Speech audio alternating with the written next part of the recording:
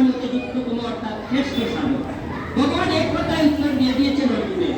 কারণ অর্জুন চেয়েছিলেন সতত তদ্গত চিত্ত হইয়া সত্য ভক্তি সহকারে যে তোমার উপাসনা করে আর যে অব্যক্ত অক্ষরের উপাসনা করে।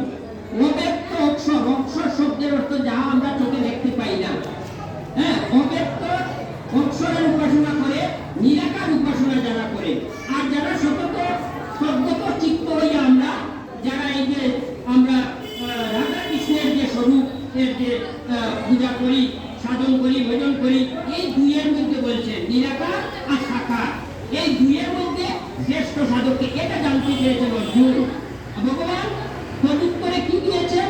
বলেছেন যারা আমাদের মন নিবিষ্ট করিয়া মানে একাগ্র চিত্ত হইয়া নিত্যযুক্ত প্রতিনিয়ত, একদিন বললাম একদিন বললাম না, তা না, প্রতিনিয়ত নিত্যযুক্ত হইয়া শ্রদ্ধা সহকারে যে আমার উপাসনা করে তাহারাই আমার মতে যুক্ততম অর্থাৎ শ্রেষ্ঠ সাধক।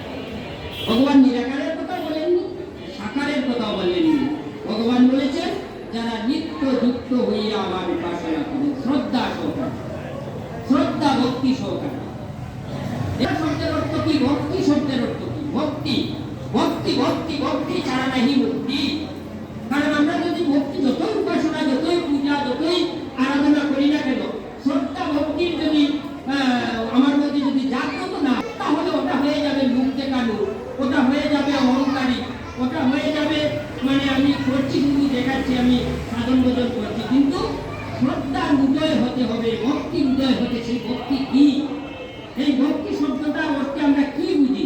এটা কি কিছু কিনতে পাওয়া যায় না? কি এটা কিভাবে আমরা অর্জন করব? হরে কৃষ্ণ। তাই ভগবান বলে দিয়েছেন এই কথাটা। ভক্তি শব্দের অর্থ হচ্ছে আত্ম অনুসন্ধান। ভক্তি শব্দে এটাই বোঝানো হয়েছে আত্ম অনুসন্ধান। আত্মরূপে ভগবান যে আমাদের সবার হৃদয়ে যে তিনি বিরাজিত আছেন, তাকে আমরা দেখতে পাই, আমরা দেখি তিনি যে আমাদের মধ্যে আছেন, তিনি আমাদের মধ্যে আছেন, কিন্তু তাকে আমরা দেখতে পাই না। দেখুন কেমন একটা শব্দ, তাকে আমরা দেখতে পাই না। তিনি আমার এই দেহটা পরিচালনা করছেন, এই দেহটা তিনি পরিচালনা করছেন, কিন্তু তাকে আমি দেখতে পাই না। হ্যাঁ, রবীন্দ্রনাথের এই যে গীতাঞ্জলির মধ্যে আমার শিক্ষাগুরু শ্রীযুক্ত মঞ্জুকুমার দেব মহোদয় প্রায় সময়ে এটা বলতেন, এই শ্রদ্ধাঞ্জলি থেকে এই শ্লোকটা বলতেন যে কে তুমি গোপনে চালাইছ মরে, আমি যে তোমাকে খুঁজি, অন্তরে বসি অহরহ, মুখতে তুমি বাসা করে লহ, মূর্খতা লহ কথা কহ মিশাইয়া কোনো সুর, তুমি যা করাও আমি করি তাই, সঙ্গে ছুটে ফুল নাহি পাই, কোথা বেসে যাই দূরে। তুমি যদি বক্ষমাইতে থাকো নিরবধি, তোমার আনন্দ মূর্তি নিত্য হেরি যদি, হে মুক্ত নয়ন মোর করানো বল্লভ, রাখো যদি পুরশিরে চরণ পল্লব, তোমার আশ্বাস যদি পাই নিত্য চিত্তে, কোনো ভয় নাহি করি বাঁচিতে মরিতে।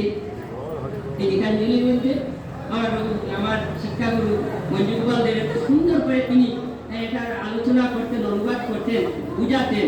একেবারে যেমন আমি সদা যেমন সর্বদা উনার এইগুলো যেমন আমার চোখের মধ্যে এখনো ভাসে। কি সুন্দর করে তিনি বলতেন।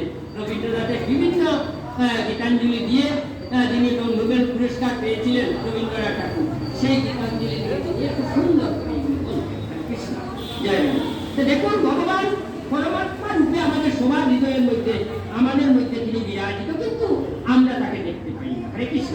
এই যে দেখতে পাই না, দেখার জন্য যে আত্ম অনুসন্ধান, তাকে পূজা, ভগবান লুকিয়ে আছেন, তাকে খুঁজে তার দর্শন লাভ করব, এটাই হচ্ছে ভক্তি। হরে কৃষ্ণ। এটা যতক্ষণ পর্যন্ত আমার মধ্যে জাগ্রত হবে না, যতক্ষণ পর্যন্ত আমি তাকে খোঁজার চেষ্টা করব না, হ্যাঁ, ততক্ষণ পর্যন্ত এটা হয়ে যাবে রূপ দেখানো। হরে কৃষ্ণ। আত্ম অনুসন্ধান যাকে বলে, আমার ভজনের মাধ্যমে, সাধনের মাধ্যমে, কাউকে দেখানোর বিষয় নয়, এটা কাউকে বলার বিষয় নয়।